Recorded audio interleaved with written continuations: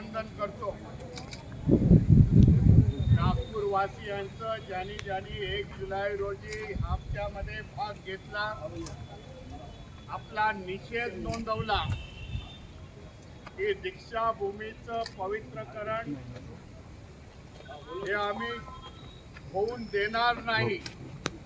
दीक्षाभूमी ही आमच्यासाठी पवित्र भूमी आहे आणि मोठ्या संख्येने तुम्ही 1 जुलै रोजी इथे हजर झालात. एक समाजाला मेसेज दिला, या प्रशासनाला मेसेज दिला की दीक्षाभूमी में अंडरग्राउंड पार्किंग आम्हाला नको, आमची दीक्षाभूमी ही पूर्ववत करा.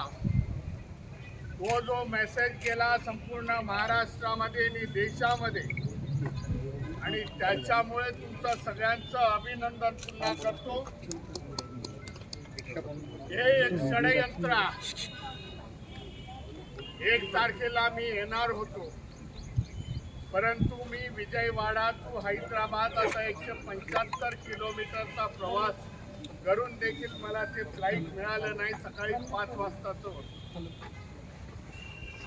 परंतु मला खात्री होती भारतीय बौद्ध महासभा, समता सैनिक दल, येथील संस्था, छोट्या छोट्या संस्था आणि येथील असलेली आंबेडकरी जनता, लीडर नसला तरी ही लढाई लढतील आणि त्याच्यामध्ये यशस्वी होतील. आज तुम्ही यशस्वी झालेला.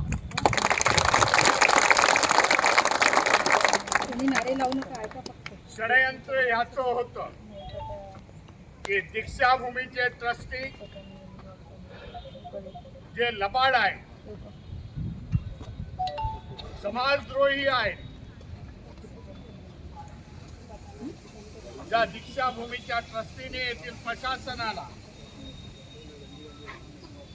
हाताशी मिळून हे दोन्ही जण दीक्षाभूमीचं विद्रोपीकरण सुरुवात झालेला. हे दीक्षाभूमी पवित्र आपल्यासाठी आहे की बाबासाहेबांनी ते धम्मक्रांती केली. देशामधून लुप्त झालेला बौद्ध धम्म हा 2000 सालानंतर बाबासाहेबांनी पुन्हा या देशामध्ये रुजवलेला, बाबासाहेबांच्या जीवनातली आखरी धम्मक्रांती आहे. आणि आखरी धम्मक्रांती आहे आणि धम्माचं व्हील बाबासाहेबांनी कंप्लीट केलं, जे आपण त्याला धम्मचक्र म्हणतो. अनेक क्रांत्या केल्या बाबासाहेबांनी. शैक्षणिक क्रांती केली, आर्थिक क्रांती केली, सामाजिक क्रांती केली, राजकीय क्रांती केली आणि शेवटी बाबासाहेब धम्मक्रांतीवरती आले. बाबासाहेबांना लगाव होता या धम्मक्रांती. बाबासाहेबांनी सांगितलेलं आहे की बाबा माझा जो काय उरलेला आता वेळ आहे, बाबासाहेबांना फ्युचर समजत होतं की या धम्मक्रांतीच्या नंतर माझ्याजवळ जास्त वेळ नाही आहे. परंतु बाबासाहेब त्याच्यातूनही ते म्हणताय की माझा जो काय आयुष्याची काही वर्ष राहिलेली आहे, काही दिवस राहिलेले असतील, काही महिने राहिलेले असतील, मी बौद्ध धर्माच्या आणि प्रसारासाठी वापरेन, मी दुसऱ्यासाठी वापरणार नाही.